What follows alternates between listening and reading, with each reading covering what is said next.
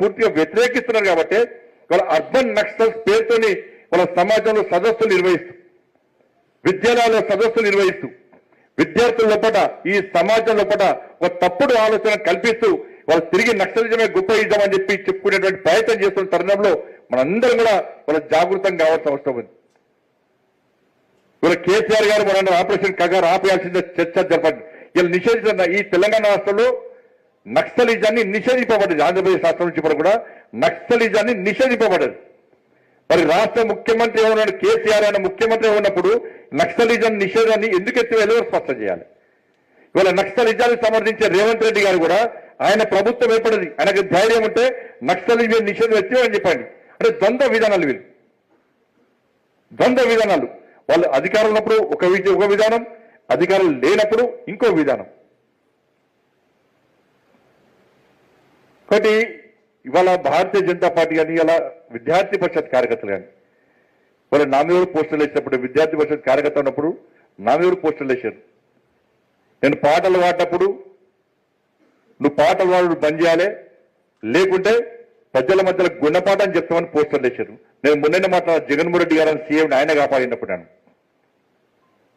ఇట్లా చాలా మంది ఇప్పుడు కూడా భారతీయ జనతా పార్టీ కానీ వివిధ క్షేత్రాల్లో అనేక మంది కార్యకర్తలు ఇప్పుడు కూడా ఆ రోజు దాడులు జరిగినప్పుడు కూడా, ఆ రోజు వార్నింగ్లు ఇచ్చినప్పుడు కూడా ఇప్పుడు కూడా అనేక మంది విద్యార్థి పరిషత్ కార్యకర్తలు ఇవాళ స్ఫూర్తిగా ఇవాళ సమాజ నిర్మాణం కోసం ఇవాళ పనిచేస్తున్న విషయాన్ని మనం గుర్తుంచుకోవాల్సిన అవసరం ఉంది.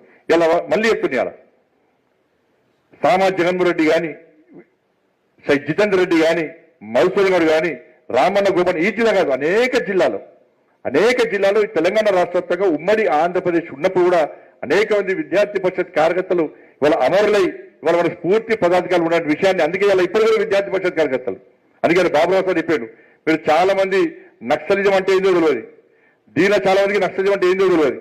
కానీ తెలియదు కాబట్టే ఇవాళ సమాజంలో తప్పుడు విషయాలను ఇవాళ ప్రేరేపించే ప్రయత్నం చేస్తున్నాం కాబట్టి ఈరోజు విద్యార్థి పరిషత్ ఇవాళ ఈ నక్సల్స్ నరమేధం మదనం పేర్కొని వాళ్ళు ఈ సదస్సులు నిర్వహిస్తున్నాం. సదస్సులు నిర్వహించే పరిస్థితి వచ్చిందంటే సమాజంలో ఎటువంటి దారుణమైన పరిస్థితులు ఉన్నాయో మనం అర్థం చేసుకోవాల్సిన అవసరం ఉంది.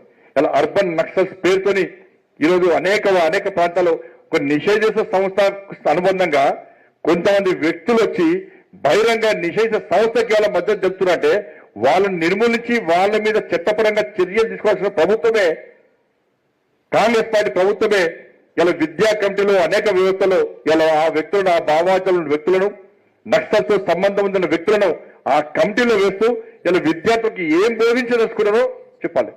ఇలా విద్యార్థి పరిషత్ ఒక డాక్టర్ కావాలి, ప్రతి విద్యార్థి ఒక ఇంజనీర్ కావాలి, ఒక దేశభక్తుడు కావాలి. మీరు చదువుకున్న చదువు సమాజానికి ఉపయోగపడాలి, దేశానికి ఉపయోగపడాలని చెప్పి కోరేటువంటి సంస్థ విద్యార్థి పరిషత్.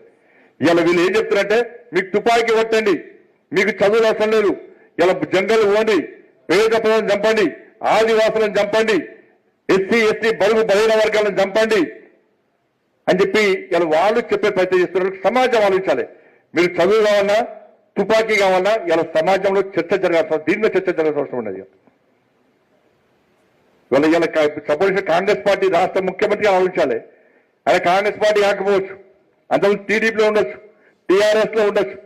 ఇదే కాంగ్రెస్ పార్టీకి స్పీకర్, ఇదే కాంగ్రెస్ పార్టీ అదా చేస్తున్నటువంటి శ్రీపాదరావు మర్డర్ చేసిన వ్యక్తులు నక్సల్స్, చిట్టం నర్సిరెడ్డిని మర్డర్ చేసిన వ్యక్తులు నక్సల్స్, రాజ్యాంగ ఆదివాసీకి సంబంధించిన వ్యక్తిని, ఎస్టీ ట్రైబల్ సంబంధించిన వ్యక్తిని మర్డర్ చేసిన వ్యక్తులు నక్సల్స్, అనేక మంది అమాయక పోలీసులు చంపించిన వ్యక్తులు నక్సల్స్.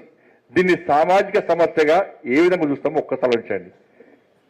వాళ్ళ మహాముత్తారంలో ఒక ఎస్ఐ వాళ్ళ భార్య సీమంతం పాపం డ్యూటీ చేసుకొని వాళ్ళ భార్య సీమంతం కార్యక్రమం అటెండ్ అయ్యేదని పోతుంటే ఇదే నక్సలైట్లు వాళ్ళని బాంబులు వేసి కాల్చి చంపించినాయని. ఇది ఏ సామాజిక సమస్య, సామాజిక కొంత చూడాలో ఇప్పుడున్నటువంటి వర్గం, ఇప్పుడున్నటువంటి ఈ అర్బన్ నక్సల్స్ స్పష్టం చేసిన అవసరం ఉంది. రాజ్యాంగాన్ని చంపారు, దేనికోసం చెప్పారు? ఒక దూరదర్శన్ రిపోర్టర్ ఇలా అడవి ప్రాంతానికి పోతే చిన్న పిల్లలున్నారు, ఇలా ఆయన కూడా చంపేశారు. ఇది సామాజిక కొంత చూసుడా వీళ్ళు స్పష్టం చేయాల్సిన అవసరం ఉంది.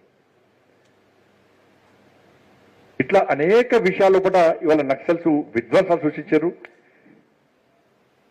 వాళ్ళ హయాం వాళ్ళప్పుడు అనేక ప్రాంతాల్లో ఇలా చూడండి మహాముత్తారం కానీ ఇవాళ నల్లమల్ల అడవులు కానీ అనేక ప్రాంతాల్లో ఆదిలాబాద్ ప్రాంతం కానీ వరంగల్ కానీ కరీంనగర్ జిల్లా కానీ నిజామాబాద్ జిల్లా కానీ ఇట్లా అనేక జిల్లాల్లో అడవి ప్రాంతాల్లో ఎక్కడ కూడా ఒక హాస్పిటల్ లేకుండే ఒక స్కూల్ లేకుండే ఒక స్కూల్లో ఉపాధ్యాయుడు పనిచేయాలంటే నక్సల్స్ వార్నింగ్ ఇచ్చేవాళ్ళు ఒక హాస్పిటల్ పేద తండాల్లో కానీ ఆ ఫారెస్ట్ ఏరియాలో పేద ప్రజలకు ఒక